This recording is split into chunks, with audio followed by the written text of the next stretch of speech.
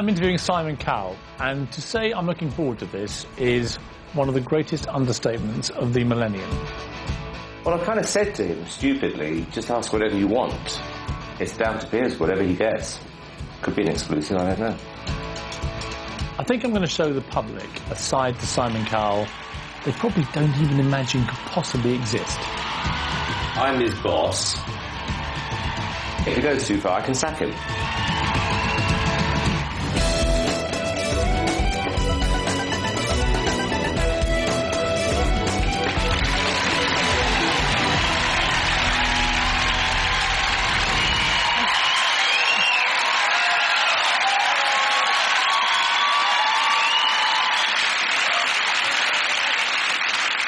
So, nervous? Are you? I was thinking when we were just sitting there, you look more nervous than I do. I'm not remotely nervous. OK, fine. Because I know what's coming. OK, all right, then I'm nervous. I mean, for a control freak like you, this is the ultimate nightmare, isn't it? Yes, and literally 5 minutes before we went on, I actually sat there and thought, what the hell am I doing? Where is the upside here? Nothing. How important is it to you to be popular? Very important. Whether you're a sportsman or you're in business or, you know, doing what I do where you make TV shows, nobody does this to become 77th. You know, you always strive to be more successful than your competition. And the day that stops, you have to stop doing this for a living, genuinely. You have to have that drive. Even as a kid, if I was losing Monopoly, I'd tip the board up.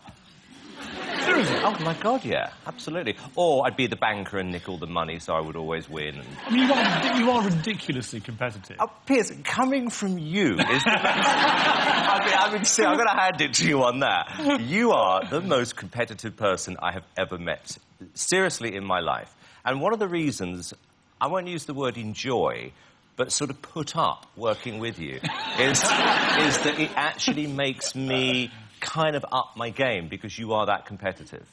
I like to win. Yeah. Unfortunately, I'm working for you, so I don't really get to win, do I? As I always say to you, Piers, I control the edit. Not on this show, you know.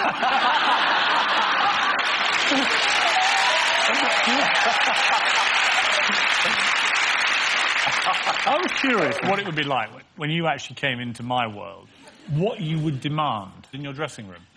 Go on, tell me.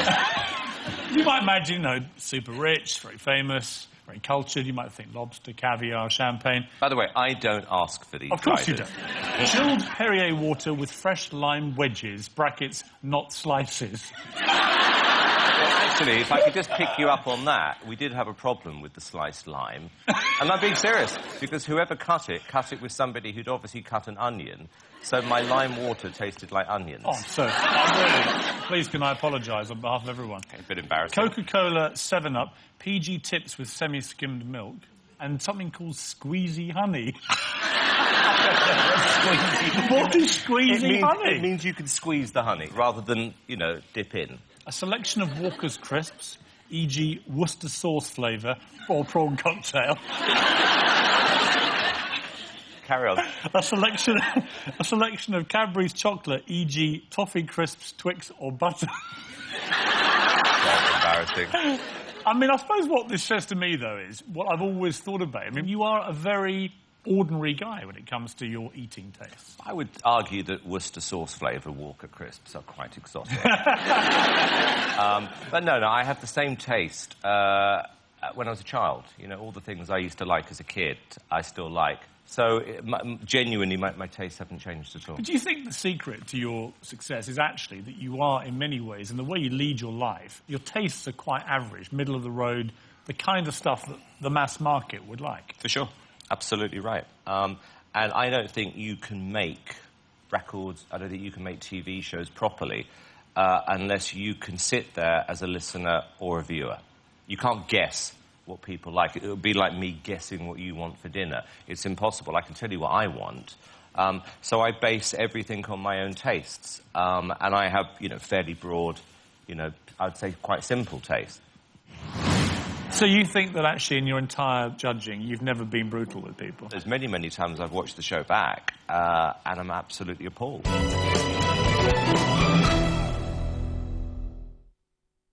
If only every story had such a perfect ending. Do you have an iPod? Yeah, I don't know how to use it, though. Really? No, I genuinely don't. I keep being given them, and I don't know how to use them. Would you have an old gramophone player? Or? No, Piers. I'll tell you what I don't like. I can't bear, somebody who sits there with an iPod on and you can kind of half hear it and they're kind of getting down to it. It's like, that to me is boring. I like to listen to music, in a kind of a more social type of thing, I'm not somebody who could just put a record on my own and sort of, get into the lyrics. If you're on your own at home, in one of your mansions, what kind of music do you actually like listening to? They live in mansions. They are mansions. They're not mansions, Piers. I know what a mansion is. I do not live in a mansion. That LA home is a bloody great big mansion. No, it's a large house. It's not a mansion. What do you call it? It's a large house. It's not a mansion. How many bedrooms in your large house? 6. How many servants? They're not servants, Piers. Mansions and servants. I have a collection of people who work with me in the house. And there's probably, I don't know, about 7 or 8. Right. What is the music that you would get one of them to put on for you? Well, OK, I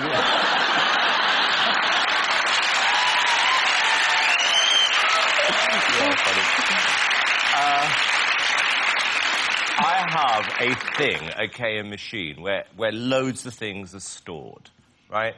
So you could just flick on... What do you like, seriously, musically? I'm kind of like an old soul, so I like anything from Marvin Gaye, Stevie Wonder, Frank Sinatra, kind of classic R&B, or I love the whole big band era. Apart from your own shows, what telly would you like to watch? I like classic, old comedies, things like... You like cartoons and stuff, I do. I watch a lot of cartoons, Like what? Well, I like all the old Hanna-Barbera ones, like Ataman, Wacky Races, Flintstones. It actually puts me in a good mood. You do, don't you? You wake up, and then your normal daily routine is you get up about 3:30 in the afternoon, yeah? And then you actually do sit in the bath and you watch the Flintstones, don't you? Well, I think you have to go to bed in a good mood. It's very important. And you have to wake up in a good mood. So I kind of have a routine where I have breakfast in bed, and then I put the TV on, and particularly in America, because you can store everything, I watch cartoons, yeah. I've just got this image of you getting up in the morning now, beating your chest and shouting, "Yabba dabba doo!" No, I lie there and watch somebody else do Yabba dabba doo. Can you lead a normal life? I do lead a relatively normal life. The difference being is that I am totally and utterly consumed by my work, to the point almost of an obsession. So almost every night I will be working till 3, 4, 5 in the morning. So my life is kind of controlled by that. How do you sleep? I sleep very, very late, because the time I think best is probably 2 or 3 in the morning. And do you have to take sleeping pills and stuff? Yeah. Every night? Almost every night, yeah. Because partly it's because I'm looking forward to the following day, and I also freak out at the idea that I can't sleep. So the more I think about it, it bothers me. But there will come a point, if I get bored or it's too much, where I would happily walk away. Seriously? Yeah. What would it take? Just literally one day waking up. I'll tell you how I gauge everything, to be honest with you, which is Sunday nights when I was at school were the most miserable evenings of my life. I mean, literally. 7 o'clock, this ghastly religious programme would come on, and the theme tune would mean I've got to get ready now for tomorrow. And my mum would say, do your homework, or whatever it was. And I used to have this sickening feeling in my stomach, because I dreaded Mondays so much. And I always thought if I ever felt that way when I work, it's time to stop. Have you come close to that? I came close last year when I looked at about June, July, and my PA showed me my schedule for this year we're in now. I had an 18-month schedule, which took me all the way up to December of this year. Every single day was practically planned, and that really depressed me, that I was now kind of being pulled along rather than doing what I want to do. What's extraordinary about you is that you have built this multi-billion-dollar empire based on being a talent judge. and yet no one has ever quite worked out what your talent is. I disagree with that, Well, Piers? allow me to ask you a few supplementary questions. OK. Can you sing? No. Can you dance? No. Can you play an instrument? Badly. Can you read music? No. Can you write music? Probably not. You think where this is going? No. Oh, I do. Go on. What do you think gives you the right to judge other people on their talent if you are so woefully, apparently, lacking yourself? Well, here's what I think. I think if you work in TV and music and do what I do, which I think is popular entertainment, the viewers, people who buy the records, they are basically the judge of what you do. They decide whether they like it or not, whether it's something which interests them. And I think my talent is that I have the ability to put myself in that position where I judge everything based on what I like. And I'm very confident with that.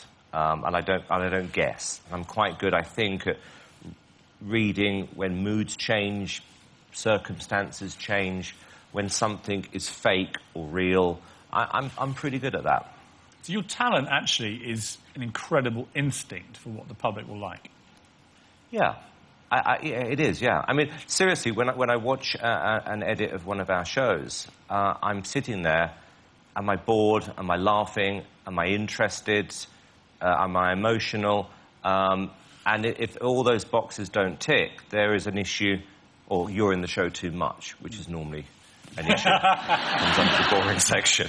But, so that's what I do. I seriously make those decisions based on, have I really enjoyed that for an hour, or am I struggling here? Do you ever wonder if your life had gone a different way, what you may have developed as a talent? And when you were a kid, did you have any talent for anything else? No. All I had when I was younger was I was always very curious, and I still am, and I was never afraid to work hard. And my dad always said to me, the secret, I think, to success is, depending on how much that success is that you have to work hard and you have to be patient and you have to listen. And I've always believed in that. When I was a kid, I was always, doing jobs to make money for myself, mowing the lawns or cleaning cars. I used to love it because it was my money. And my mum actually used to say this to us, which is, if we're paying for the summer holiday, you've got to earn your spending money. And it was just a brilliant thing to learn, and I used to love that.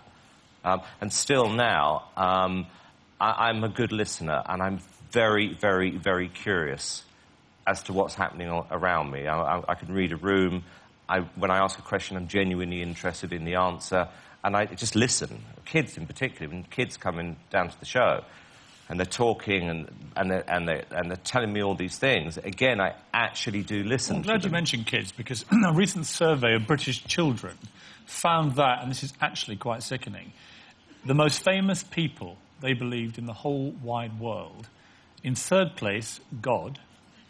Down one place. In second place, Her Majesty the Queen.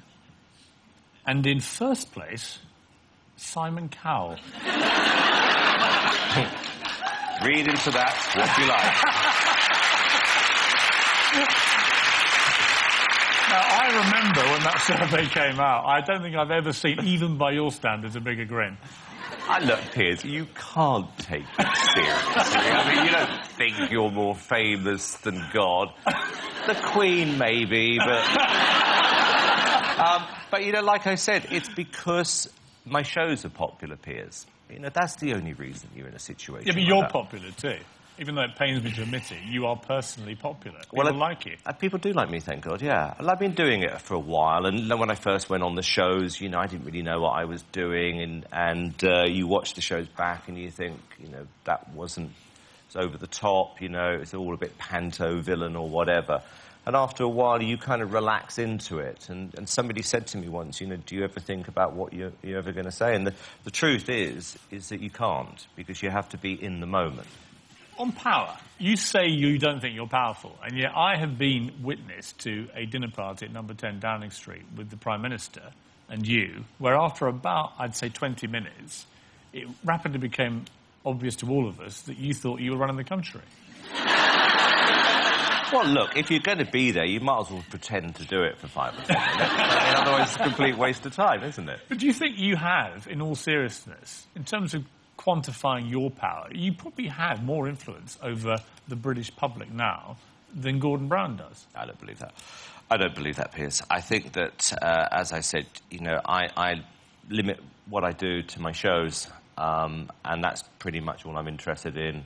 Outside of that, there are certain causes which are important to me where, again, you can pick up the phone, hopefully somebody will take you seriously, you can do something about it, but very, very, very, very rarely.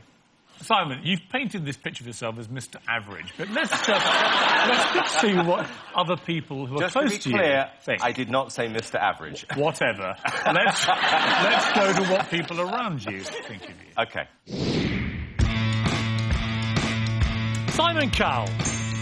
Love him or hate him, you definitely can't ignore him. And this man believes he can walk on water, and he ain't done bad so far. He's a total control freak, down to every last little detail. He's like a kind of peacock. Oh, you can be talking to him. You can be talking to him like this, and there's a mirror behind, and you can literally see him. To illustrate the full extent of Simon's vanity, I'd like to show you his birthday gift to me this year. Ta-da! He's very aware of, with television, that he looks decent and what have you. And his weight as well. I think he watches everything, yeah. He has his own dress sense. All the money in the world and such bad taste. He's made his fortune from being honest. Perhaps a bit too honest. Simon's very, very rude when he wants to be. He can't bear fools. You walk in, and I'm not being rude here, like a loser. He speaks his mind, and he oversays what everybody's thinking. Your body language, your attitude, it was verging on desperation and begging. I think Simon can definitely go too far sometimes. He doesn't realise what it's like to stand up there, and I've stood up there. And you sang like you're a whipped dog. But there is more to Simon than just his insults. I remember them being a fly flying around, and Louis was there with his newspaper trying to whack it and kill it or whatever he was doing. And I was like, don't kill the fly, don't kill the fly. And he looked at me and he said, you're exactly the same as him. And apparently at the time, Simon had had a ladybird on his windowsill for 2 weeks that he had been feeding and given water to, which you'll probably go mad for me telling you, but he's actually a really big softie.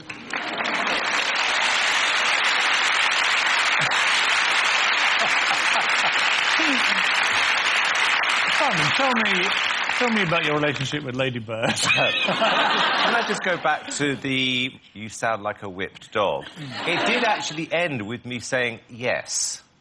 To the person I said sounded like a whipped Oh, dog. okay. So I was kind of like giving her a negative, but then went to a positive to try and help her because I wanted her to build up her self-esteem. Why are you trying to pretend you're a nice Because guy? I think it was a little bit one-sided, that clip. Unlike the ladybird. So you think that actually in your entire, 8 years judging, you've never been brutal with people? I have, yeah. No, I'm not saying that. I'm kidding around with that. But no, there's many, many times I've watched the show back, and I'm absolutely appalled. Seriously? Oh, yeah. Because you know what it's like, Piers? You do the show, you're not aware of what's happening in the room outside. You know, somebody just said, you know, my dog, Lassie, died yesterday, and blah, blah, blah. I'm in a bad mood, and, you know, awful. And you see it in that context. It's very, very difficult to watch. I mean, I've seen it firsthand on Britain's Got Talent when we do the auditions. If you feel either that someone is being victimised or isn't quite up to the pressure, or whatever it may be, or that someone's gone too far with them, you will stop filming. I've seen you do it. It happens. You know, when you're part of the audience as well, when we have people with us, the kind of the audience can take over you. You become part of a mob. And when you watch the show back, you realise that you've gone too far. Because what I try and do is that, first of all, everything's got to be done with a sense of humour here. But at the same time, I think it's got to be fair. And I think that you've got to be able to take it back as much as, obviously, give it out. It's a delicate balance, I'll be honest with you. How thick-skinned are you about criticism? Not great, to be honest with you. I don't particularly like it. What are the particular things you hate? When they get it right.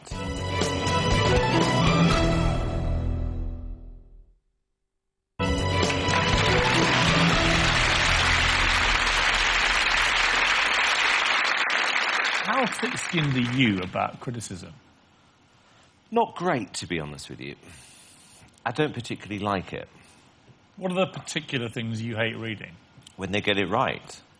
You know, it's quite painful. I'm going to read you some quotes from people. Tom Meehan of Kasabian said about you, pop moguls like Simon Cowell, they take people and then destroy them. I mean, the big criticism, I guess, is that you build, with the shows that you have being so popular, you build people up for a crashing fall a lot of the time. Look, I think the reason everyone comes... I mean, I know the reason everyone comes on my shows is that because everything else they've tried has failed. Yes, the process builds them up, but once you've reached the point where, you know, you've won a show like mine, it comes down to the artist as well. How did you feel when Susan Boyle came on Britain's Got Talent, for example, and sailed through quite happily until the live week, and then we were all aware there were problems and that she was finding it difficult coping? Do you feel responsible? Truthfully, I was so excited by what had happened by her audition tape, as we all were, because it just exploded all over the world. I don't think that for 1 second, when I saw that tape, any of us suddenly went, what are the repercussions for her? You actually assume, naively, that everything's going to work the way that she's wanted it to. And then in the middle of the live shows, and it was quite public, what happened is that she buckled under the pressure. That's when you suddenly realise, I haven't thought about this person as a human being. And it was a real wake-up call, I've got to tell you. Were you tempted in that moment to pull her out of the show? Yeah, I was, yeah. I brought her into my dressing room on the Friday and basically said to her, look, I don't know what you believe you have to do or don't have to do, but you have a choice at this point. And if you want to leave the show, you can still walk away, you know, proud for what you've achieved, but if this is too much, we're going to support you on this decision. But there was absolutely no way she was going to leave this competition. And I made it clear to her at that point. I said, Susan, you've got to understand, you may not win this. And she looked me in the eye and said, Simon, I want to compete. I want to take part in the competition. I want to prove all the people wrong who doubted me. Sting recently said, the X Factor is a preposterous show, and you have judges who have no recognisable talent apart from self-promotion and devising them what to wear and how to look. It is appalling. Well, first of all, anybody who, at the age of 60, calls himself Sting is an idiot. I find those kind of people who really do live in mansions, you know, who come from, you know, quite humble beginnings and they're living, you know, in these stately homes, professing to know everything about everything in the world and what the contestants may or may not feel. They can say that because they've got everything they want in their lives. But what they're really saying is anybody else who needs a shot shouldn't be allowed to do it. This quote here, a penniless pop music hustler trying to flog records ought to have had crime against humanity attached to the label. Who's that? That was me. Seriously? Really? Yeah. Do you think you were born blunt? I was always very, very, very naughty growing up. You know, anything which involved, you know, getting into trouble, whatever, I would do. Including telling your younger brother Nicholas that Father Christmas didn't exist, but you weren't happy with just telling him. You decided to prove it, didn't you? I explained to him when he was about 3, because I'd worked it out, actually, it isn't Father Christmas coming in to deliver presents. What I did was I woke up one day when my dad snuck in. So the following year, we put pots and pans over the door so that when he crept in to give us the present, they all fell on his head and we woke up. And that proved to Nicholas that Father Christmas wasn't real. And then to prove it, we went upstairs, we found the Father Christmas outfit, decided to set fire to it and nearly burnt the house down. I mean, this is disturbing behaviour. Kind of psychotic. Yes. Yes, yeah, yeah. I mean, there's quite an evil streak, I would argue. No, I'd call it truthful, Piers. That's what I mean. I mean, where is the line, really, between being blunt and truthful and being downright unpleasant? Poor little Nicholas, I don't think he's ever recovered. Piers, may I remind you that how many years you edited newspapers? So I should be asking you that question. Yes, but unfortunately it's my show and I'm asking you the questions. I don't know. Look, as I said, I think you have to work out yourself how far you go. If you don't have feelings for the job you're doing, genuine feelings, the public are going to work that out for themselves and they're not going to watch you because they know you're just being a fake idiot. If you can say, as I said, hopefully what they're thinking as well, and let me tell you, thank God this country still has a sense of humour. Otherwise they wouldn't watch, the shows we do. And there are far more serious things going on in the world. Have you ever come close to being hit by someone you've been rude to on stage? Genuinely, no. I mean, seriously, you've been hit a lot, haven't you? No, but you have. Well, only by Jeremy Clarkson. Okay, but and he didn't really hurt. It was like being hit by a wet sponge. No, but he did. The first year of American Idol, because nobody had seen the show, so there was nothing to really gauge it on, we were in New York, and I found out the following day that about 3 people had come back, one particular person who was upset at what I said, and they were waiting out the back for me with baseball bats. Really? Oh, my God, yeah. So, and then somebody once, a couple of years later, tried to get into the TV studios with a gun. So it was closed down. And then somebody else... Why are you laughing? He stopped at security. He had a whole trunk full of, machine guns. Why are you finding this funny? I don't know. Just because it's so silly over what it is. I don't think it's silly. You've got guys with machine guns coming to kill you. I know, but... do you worry? I mean, in America, there are 250 million guns in circulation. Do you worry, seriously? It only takes one idiot to get in, and that's the end. I think about it. But you can't let it worry you. If it's going to happen, it's going to happen. So I don't think about it too much, no. Do you get death threats and things? No. Never? No, I don't think so. I've been calling for weeks. I've made it. I mean, funny enough, I don't read my emails, because I don't like emails, because a lot of them do contain a few kind of crazy things. And it's kind of pointless reading all that. And I don't like emails full stop. I like talking to people. You grew up in an 8-bedroomed hovel in Elstree. Your parents sent you to a private school where, this is a fascinating word, you were excluded. What does that mean? And what did you do? No, I think I was kicked out of one school. I can't remember what specifically. Then I was dropped a year, which meant I was in the same year as my brother. And, of course, the 2 of us together were a nightmare. And in the end, they said one of us has got to go. So he went, and then the following year they kicked me out. And then I went to boarding school, and I got caught in a pub, and I was... I love this. When you went to boarding school, a few days after you got there, you sent the following letter to your parents. And I'm going to read it in full, because it is hysterical. Dear Mum and Dad, I hope you're happy to have finally got rid of me. I also hope you're happy in your centrally heated warm house and you have a lot to eat, because I'm lying in a dormitory which has icicles on the inside and there is nothing to eat. I'm freezing cold and hungry. I hope you're finally satisfied, Simon. Reasonable.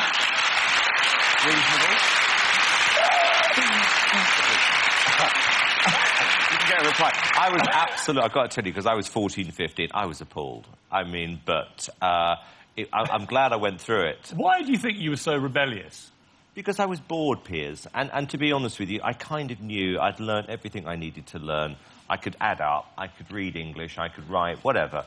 Every time I was sitting in chemistry lessons, with stupid Bunsen burners and stuff like that, I'm not going to do that when I'm 30, I'd get bored and I'd get frustrated and I just couldn't wait to leave. Eventually, you landed a job at EMI Records in the mailroom. You were a postboy. Yeah. Did you have any sense, did you feel this was a demeaning job, or were you actually a good little grafter then? Oh, no, I thoroughly enjoyed it. No, it doesn't even enter your mind demeaning. You're just happy to get in, you're at the ground. And it was at an age where if you started at the bottom and you were seen to work hard, you would always be, promoted. It was always accepted. You quickly, you showed your entrepreneurial skills because you very quickly broke away from EMI and you formed your own record label. Too early, if I'm being honest with you. I got out the post and I was given a good job and I was persuaded to do something and I didn't have the experience. So I probably did it a bit early in hindsight, but I was very, very impatient at that point. There's no doubt you're a very effective boss now, but you've had to learn the hard way. And I want to take you back to the early 80s. Simon already had his own record label when he spotted a glamorous woman dancing in a club. She was exactly what he was looking for. First time I saw Simon, I'm quite shy, because there was this very hunky guy in a very tight vest with long, sort of flicked David Cassidy hair, dark. And I thought, he's really cute. I think when Simon saw Sunita in the early days, she was young, she was cute, she was sexy, and he thought, God, I fancy her, and I can make her a star as well. Actually, he sidled up to me and sort of said hello, and he said, what's your name and what do you do? And I said, well, my name's Sunita and I'm a singer. And he went, oh, and sort of actually pulled me onto his lap, sat down, pulled me onto his lap. Well, if you're a singer, darling, why don't you sing me a song? Simon liked what he heard. He had to release her first single, So Macho, 3 times before it became the biggest selling single of the year. And no expense was spared on the video. And I remember Simon calling me, quick, turn on the radio. And there they were like, and zooming into the charts this week, it's Sunita with So Macho. And we literally screamed for the whole track. Eager for another Sunita hit, Simon approached legendary producer Pete Waterman. The thing about Simon is, he's like a dog with a bone. Simon got his way. Toy Boy was another top 10 success, and with it, the fledgling media mogul threw parties to impress. None of us were wealthy, but, Simon's parties were just lavish, like Roman orgies. That's the only way you can describe them. This was us in the 80s, dressed up, drinking champagne, in our shoulder pads, thinking we were fabulous. Simon was always a millionaire. Just there weren't a million in the bank. But Simon's luck eventually ran out. Despite the hits, his record company collapsed. He turned up at his mum's door with just £5 to his name. It was shattering for him to have to move back in with his parents again at the age of 30-something. He never complained, never, ever, ever felt sorry for himself. He just was determined to do something about it. And he did. You're 30 years old, you've got no money, literally, you're down to a few quid, and you're heading home to your mum and dad. What's going through your mind? I was in a cab, and I was working out. I'm not sure whether the £5 is going to cover the cab fare. I mean, literally, that was it. It was all gone. So that was my only thought. It was during the 1980s. It was a time where everybody was borrowing a ton of money. It was the yuppies. It was driving Porsches, whatever. Everything was borrowed or everything was mortgaged, and the whole lot literally came crashing down. And I owed the bank, I don't know, £300,000 or £400,000. I had to sell my house, my car. In a strange way, it was incredibly liberating because everything wasn't mine. It belonged to somebody else, and I never really missed it because it wasn't actually mine in the first place. What did your mum say when you walked through the door? Oh, she was really happy. Couldn't wait to get me back. They were absolutely fine, and it was very interesting because at a time like that, you really realise who your friends are. And my friends really were my friends. I wasn't embarrassed. I paid back the bank loan, bought an old sports car, which I loved, an old TR6 for £7,000. Used to bomb around in that. And I just thought this time, I'm going to do it properly. I'm going to take my time. I'm not going to borrow money. And I kind of, in a weird way, enjoyed it. How did you get back on your feet? Was there a person who said, you know what, I still believe in you? I'd say, my dad really more than anything else, because he, when I went back to live there, they had a nice flat in London. It was fine. What did he say to you, Dad? He just basically said, look, you've just learned a lesson. He didn't really preach other than you've got to do it properly. When you got a bit of power and you had your own gig, for want of a better phrase, what kind of boss were you? Well, that's a good question because, in the first, 8-10 years, or however long it was when I first started, we only had 2 or 3 people, working in the office. It was tiny. So I'd never really felt like a boss to them. It was just, we were all hustling in those days, trying to make a living.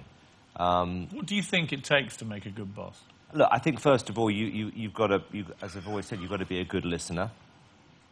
And you've got to motivate people. You've got to pay them a lot of money. You've got to look after them. I can't ever imagine anyone wanting to leave me. You have fired people. We've moved them on. Kate Thornton, Louis. Okay. The common theme, if you don't mind me just stopping you there, is that in each case you've got somebody else to do the dirty work. Well, with Kate, I should have done it myself, yeah. It bothered me that we'd fallen out over it, and eventually I called her. And I said, look, I think, you and I have got to deal with this because you're still angry and I want you to understand what actually happened. And then we agreed that, we'd be okay. I mean, Louis became unsackable because he tried and then he came back. Well, I honestly didn't think he'd care. I mean, that's what we thought at the time, that maybe the show needed moving on. I interviewed him after you fired him, but before he went back, and he was actually devastated. Oh, no, he was. But he was also quite hurt you hadn't called him. Yes. No. Do you regret that? Yes, I do, yeah. Yeah, I do. When something like this happens, and we haven't done it a lot, but it does happen, it's a very, very public thing. If you like the people as well, I mean, it's something you do not want to do because it becomes incredibly personal. But you're right, it is a cowardly thing, and I think you have to do it yourself. But it's not something I would ever look forward to doing. Can you admit when you're wrong? Yes. When was the last time you did that? A long time ago. But do you, or do you actually? Do you work with me? You know what I'm like. I actually think it's more fun, in a strange way, admitting that you've made a mistake and fixing it, rather than living in this bubble where you believe everything is fantastic. What do you think the biggest mistake you've ever made is? Biggest mistake? I'm going to be honest, Piers, and say I don't have any regrets, because I think you have to go through a painful process. I didn't really mean if you regretted it, but where you actually think you made an error. Trusted somebody without a contract. I do a lot of deals on a handshake. People we still work with now, we don't have contracts with, companies, but we've never needed them. But there have been a couple of occasions where I've looked someone in the eye, shaken hands on a deal, and then I got screwed on the deal, and I regret that. And what about an error of judgment by you in terms of a band that got away or something? Well, I mean, I remember I was offered Take That, and I said to the manager at the time, I'll sign them, but not with the fat one. Gary Barlow. Has the fat one reminded you of this? Many, many times. He's actually not fat anymore. No, I helped him lose a lot of weight. But I realised I made a mistake afterwards, tried to get them, back with me. There was a story that I turned down the Spice Girls.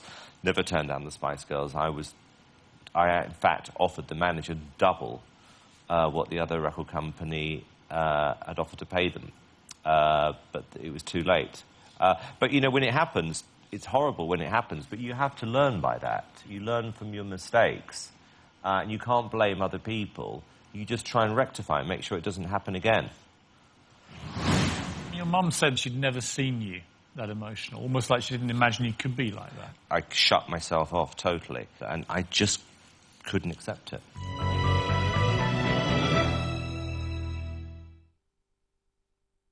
If only every story had such a perfect ending. Grant's Whiskey sponsors Piers Morgan's Life Stories. Everyone has a story to tell.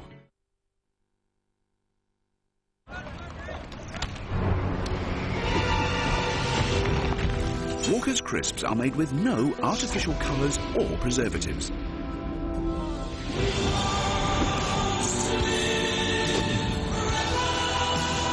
That's why it's one of the best darn crisps that ever lived. It's great having hundreds of channels, but scrolling through them all to find what you want is, well,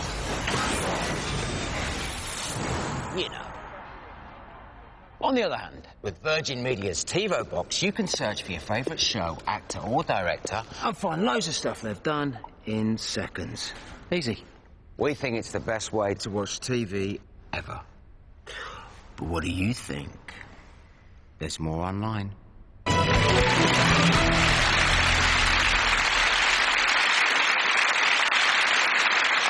Is it true that one of your exes nicknamed you Mummy Look because of your desire to please your mother? Mother Look. Yeah, because me and my brother are so competitive, when we were, whatever we were doing, if it was like diving into a pool, we'd always go, Mother Look, Mother Look. So, yeah, it was Sunita. Oh, tell me about your mum, because I've known your mum a long time. She's a wonderful lady, very glamorous and very smart, and obviously, I think the one person that I've always seen you be absolutely respectful to. She's a character. She's just got a great sense of humour. She's got incredible energy, but she's still your mum, you know. So if I do something wrong, you know, she talks to me like I'm 3 years old. And I kind of act like 3 when she does it. Does she ring you up after a show and go, Simon, I didn't like what you were wearing, I didn't like what you were saying? Exactly, no, she'll say, how could you be so rude, you should apologise to these people, blah, blah, blah, blah, Do blah. you listen to her? Sometimes, or other times, I have got a habit of doing this. And then I can hear her finish, I go, I'm really sorry, Mum, goodbye. But, you know, like I said, she's still your mum. How often do you talk to her? Talk to her about 3 or 4 times a week. We're like friends, as well as being, you know, mum and son. And is she proud of you, or is she just really worried about you? I think she's proud now, yeah. I mean, do you think she would be happy if you just finally settled? Yes, but she was always nervous. First of all, she wanted me to get married, and then she was nervous that I was going to meet the wrong person. And, you know, with the right person, she would be thrilled, yeah. We might return to this subject before the evening ends.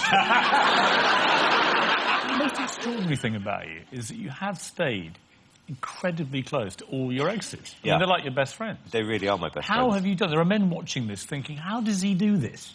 Well, I think it depends how you break up. I mean, if you have a bad breakup because one of you is cheating, I mean, then, you know, it's quite difficult to remain friends, I think, in that kind of respect. If you drift apart, which happened, you know, with a few of my exes, I still like them as people. So I don't see any reason why they shouldn't still be my friends. And there's a lot of them, Jackie, Sunita, they're very, very close to me still because they're like my family now.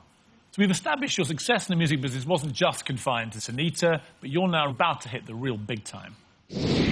It was a record company, BMG, that Simon really started to make his mark. So the first the world ever heard of Simon Cowell was when he launched the music careers of Zig and Zag, the 2 puppets, and Robson and Jerome. This man should not be choosing who gets a record contract and who doesn't. The more he steps away from music, the better the world will be.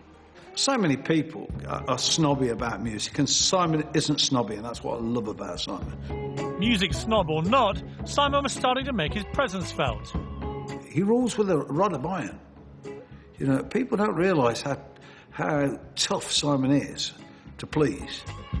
That rod came into play when he was looking to sign an unknown Irish boy band, IOU. He told me I had to change the name, change the image, change 4 guys, basically get a new band. The first time I met Simon, I did a very bad audition, and he didn't like me at all. I said, Shane, don't worry. You know, I believe in you. I know you're a great singer. I want you to change your hair, lose a bit of weight, and he won't even know the difference. The gamble was on to fool Simon. He came back 4 months later, and we walked on the stage, probably the most nerve-wracking moment of my life, still to this day. And he goes, who's the new guy? Lou goes, oh, that's the new guy I got. I got rid of the other guy. He was terrible. So, and obviously, you know, you believe Louis would just say whatever it has to say to get a record deal. You know, for us, it was like, tell him anything. So he lied blind to Simon. IOU became Westlife and gave Simon a smash hit #1. But what should have been one of the best days of his life soon turned into the worst when he called his mother from America to tell her the news. He rang me and I've never known him so excited. He was just dying for these lads to come over there and they're going to get #1. But unbeknown to Simon, his beloved father Eric had died only hours earlier. He just went to pieces. He was a very, very close family and it was very shocked unexpectedly. And he really did that time. I've never realised how emotional he was till this happened. What are your memories of that day? Just, you know, just the the two positions of just total, you know, euphoria because I believed in the band and I wanted to share the news with my mum and dad, and then, you know, the news of what had happened, and I had to get back to England, and, you know, it was like a... Where were you at the time? I was in Boston. So you rang your mum. I mean, would you ring to speak to your dad? Who would you normally talk to about it? I phoned them, both of them, to tell them the news, and my mum was acting in a kind of a strange way, and then she called me back and told me. And what was your immediate reaction to that? Oh, Piers, it was,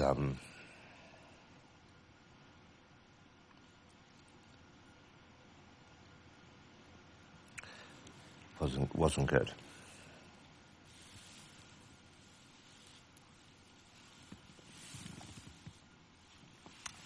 But, you know, you just got to deal with it. And, you know, went back and realised, you know, your first responsibility is that you got to look after your mum. And it was a horrible, horrible, horrible time. Like I said, you believe everyone's going to live forever. And they don't. And all the stuff you think you care about, you know, the hit records and stuff like that, it's just meaningless, you know? Is it sad for you? It must be that he didn't see what happened next, the fabulous success you then enjoyed, having seen you at rock bottom. Yeah. Yeah, he would have got a kick out of this, you know, and I often think about that. You know, I'd like to have seen his reaction, because I think he would have found it, you know, good fun. You know, he had a great sense of humour like that. I mean, your mum said there she'd never seen you that emotional, almost like she didn't imagine you could be like that. Because I can't admit things like, that's why I can't go to funerals and stuff like that. You know, I find it very, very difficult to deal with that kind of reality. I shut myself off totally because it affects me so badly. And then because I had to deal with that, it was the hardest thing I ever had, because I'd never lost anyone in my life, you know. It was the first, you know, thing like that ever happened, and I just couldn't accept it. How hard was it for you to go back to work? Because obviously, career-wise, perversely, you've never been more successful. Westlife, this new band, exploded to #1. It must have been an extraordinarily difficult period for you, trying to juggle your two lives. I couldn't deal with both. I had to take some time off. I think I took 3 or 4 weeks off. Couldn't really talk to anyone.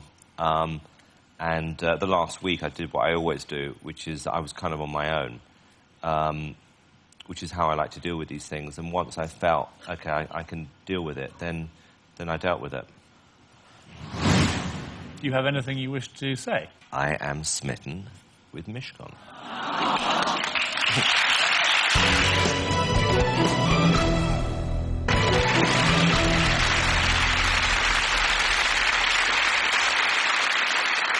The strange thing, I suppose, listening to you talk about your family in such a loving way, and knowing how close you all are, and knowing what a strong marriage your parents had for so long, is why you, at the age of 50, have never got married. Do you know why? Because I never really believed that I could be with one person for the rest of my life. I always thought either she would hate me or I'd get bored or whatever, which, you know, I had a reputation of doing. And I was kind of happy, which I thought I really had it all. I had girlfriends. Why do I need to get married? You said in one interview early on, a few years ago, and I think you regretted saying it, but when asked to name the number of women you'd slept with, you said, well, let me work this out. It's something like 3 or 4 a year, 25 years, about 75. Yeah.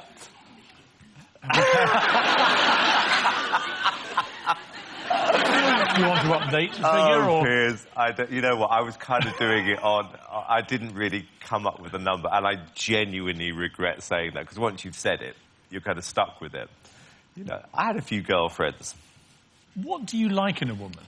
It's kind of... I have a type, I guess, but... oh, come on. What's the type?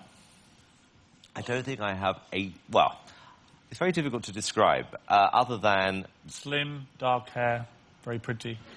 Yeah, you can say that, yeah. But once you've gone past that, because there's a lot of beautiful women in the world, then it comes down to chemistry and whether you know, love is something which is quite confusing. You've got to really, really like somebody.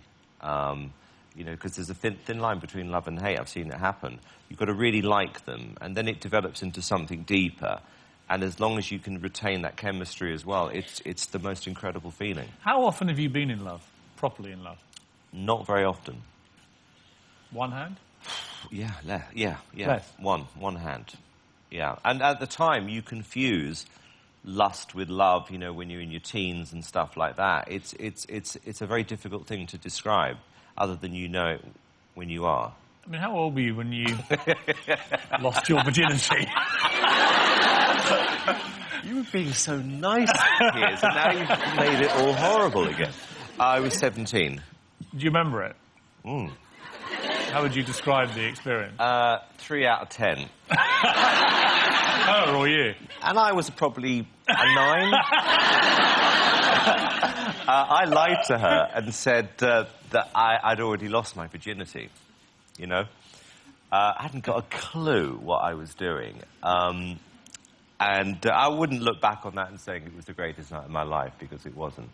You've had long-term relationships. We've all read about them over the years. And there are reports that you are smitten at the moment with a delightful young lady called Mishkan, who is over there, looking absolutely beautiful this evening. And she looked equally beautiful emerging from a restaurant, wearing what appeared to be a vast diamond ring on her engagement finger. What do you want me to say? I'm simply stating a fact. Right. Do you have anything you wish to say? I am smitten with Mishkan.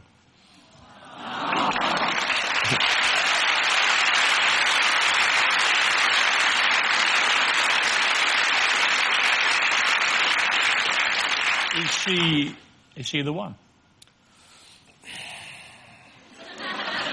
I think she's the one, yeah.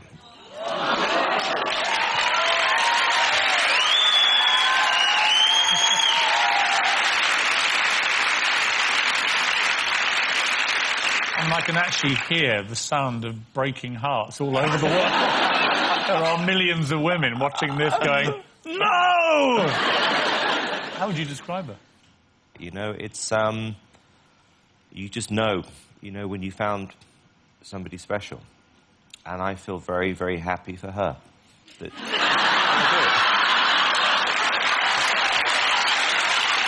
I do. Have you ever been this happy, do you think? I don't think I've ever seen you this happy. Probably. You know, I do feel happy at the moment, yeah. Yeah, I feel content. Yeah.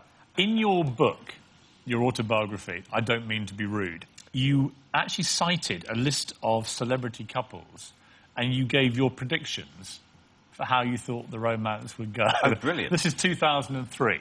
Okay. Brad Pitt and Jennifer Aniston. You said true love will last forever. Ashton Kutcher and Demi Moore won't last a year.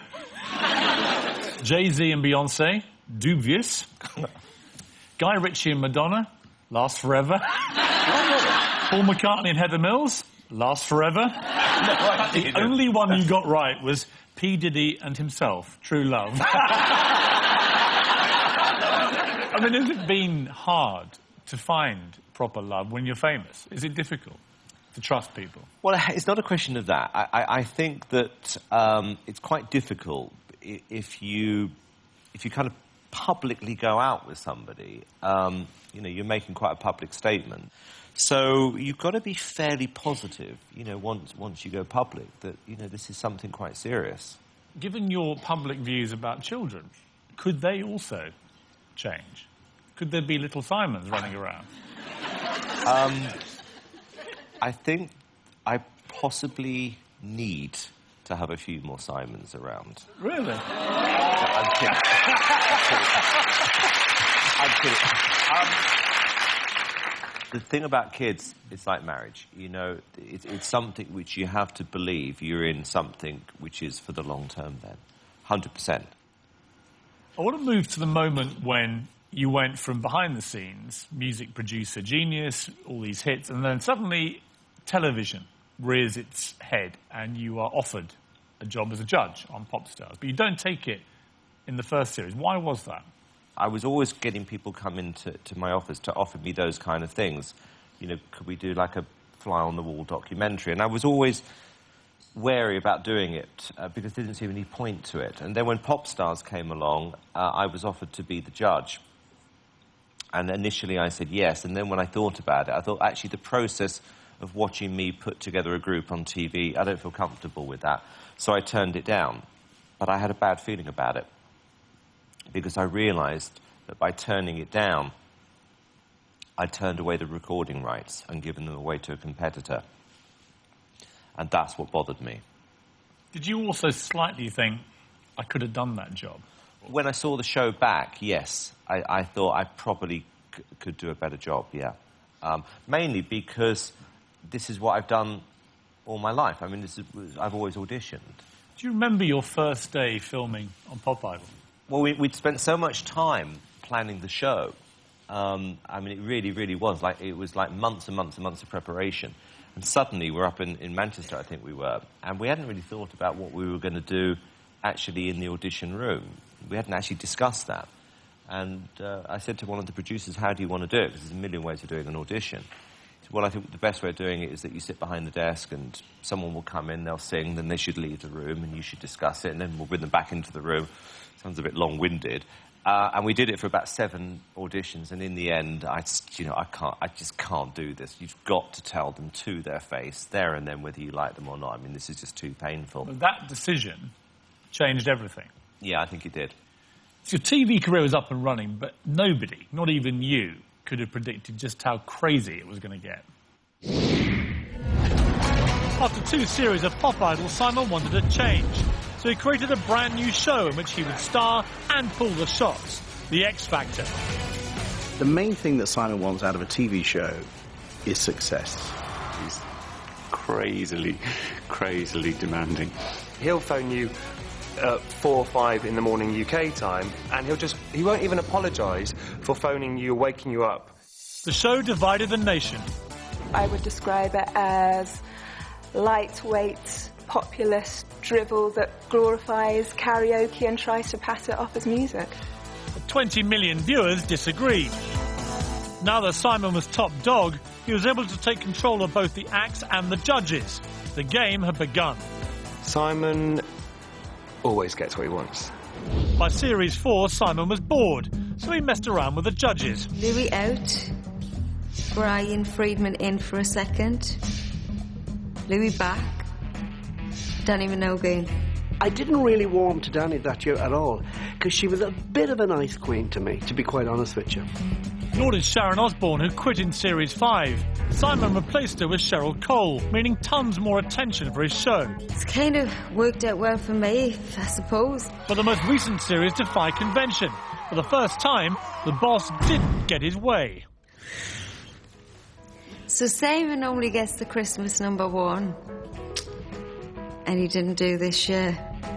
Simon's Christmas was about to be ruined by a couple from Essex who launched a web campaign to keep his act off the #1 slot. The campaign worked. Rage Against the Machine stormed to #1, pushing Joe McElderry into 2nd spot, not a position that Mr. Cowell is used to. I was gutted for Joe more than I was for Simon. This campaign and the song they chose very succinctly said, we are fed up of being spoon-fed, just watered down crap year after year.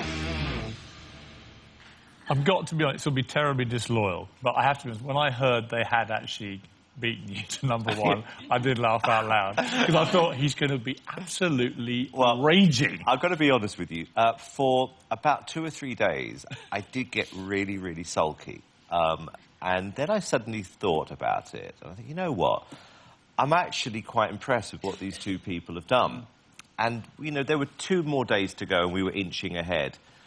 And I thought, you know what, I'm going to call these people and say, I think you've done a fantastic job, win or lose. And I called them, and we had a great conversation, and it really made me realise, actually, this is a really good thing that's happened, because we all got sort of fat and arrogant, and we can't be beaten, and blah, blah, blah. And we could. And I found it quite exciting. I still would have loved to have had the number one, but I kind of enjoyed the process in a way. Simon, what would you say to the lady from the NME who clearly has a rather disdainful view of your influence on the music industry? Where I have a problem with people like that is that they sneer at what normal people like. It's like food critics. My belief is like when you make TV shows, if you want to eat fish and chips and baked beans on toast compared to caviar or whatever it is, which I loathe, it's your choice. It's absolutely no difference. But people like that would have the sort of... They'd like to create a sort of a taste police force with people going into their homes, sneering at what they like. That's why I always say, they're not criticising me, they are sneering at the people who buy my records or watch my TV shows. And I don't like that.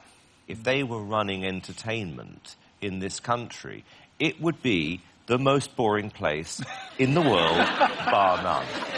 I know from judging America's Got Talent how pretty demanding you are of the judges, how you believe our job is to find big stars. Yeah.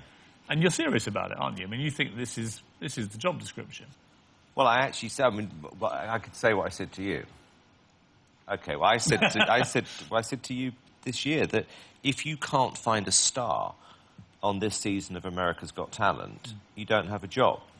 Because that is what your job is to do. And you actually mean it, don't you? For sure. But otherwise, why have judges on the show? At the end of the day, they've got to actually do their job well, which is they've got to find talented people, spot talented people, and hopefully turn them into better performers. How vain are you? Not that vain, actually. I'm not. I'm actually not. How have you kept a straight face saying that? Because... Actually, I know how you kept a straight face.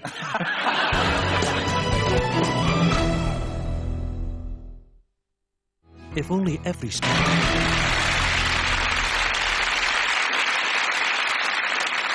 Simon, one recurring theme from all your friends and family is vanity.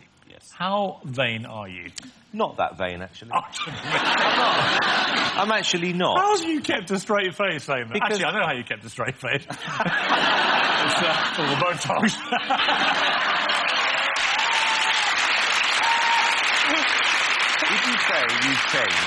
Would you say you've changed much in the past few years? I've changed, but my forehead hasn't. So you haven't had Botox? Never. So, OK, squint. Your head doesn't move. It's natural beauty. You've really had Botox? I've never had Botox.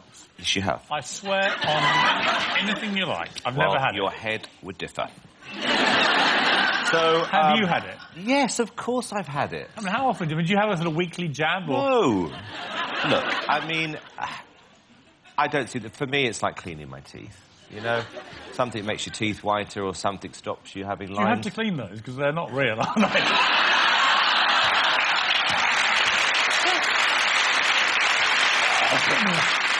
Look, I think that I look after myself. You know, I eat well and stuff like that, but I wouldn't call myself super vain, no.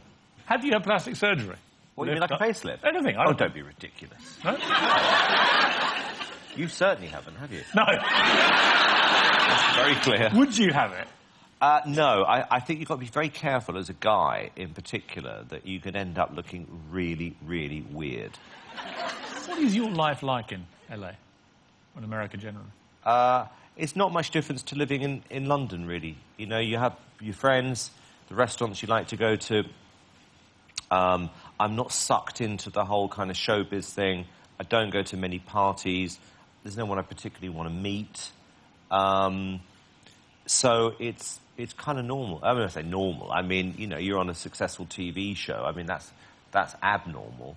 But, you know, I like it there. Do you like Americans? Yeah, I really, really do. They're like us. I mean, genuinely. I mean, we are like, you know, it's like brother and sister. We are so similar. They've got exactly the same sense of humour as we do. I don't feel like we're in a different country anymore. Who would have thought this cheeky little boy from Elstree would go on to conquer America and become the highest paid man on television? When you're a big star and you're on the biggest show on television in the world, you're powerful. But it took a while for America and fellow judge Paula Abdul in particular to warm to Simon's brand of brutal honesty.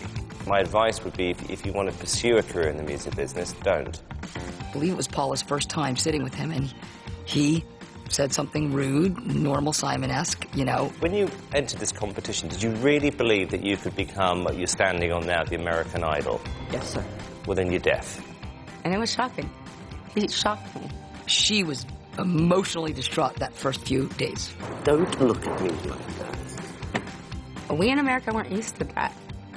You say all those things behind people's back. You just don't say them to their faces. Simon recently announced that he'll be leaving American Idol, the biggest show in the world, to bring the X Factor to the States. He's been in America for 8 years. It's natural wanting to do your own show. This man wants to get it right. But who does he want sitting next to him on the judging panel? Simon said to me the best judging panel would be if he could clone himself and have 4 of himself. I don't think that would work. I think one Simon's plenty for everybody.